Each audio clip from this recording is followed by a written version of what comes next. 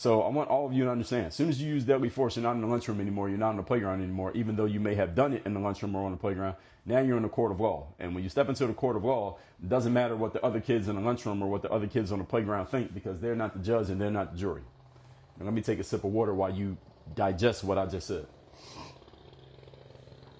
As soon as you use deadly force against another person, you now must step into a courtroom where now all that matters is not what your classmates think or how much, quote unquote, respect you're going to get in the streets because of what you did. But now you got to deal with a judge, and you got to deal with a jury, and you got to deal with lawyers, and you got to deal with the laws on the books, which, while you may understand the laws of the playground, most people do not understand the laws on the books of a state, because there are so many of them that they're written specifically so that the only people who understand them are lawyers and judges. That's the whole point.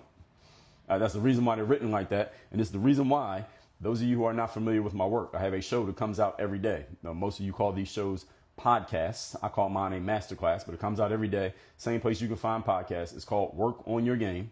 And I did an episode. Let me tell you what number episode that was so that all of you know that I'm not lying to you. I want to make sure you all know my receipts.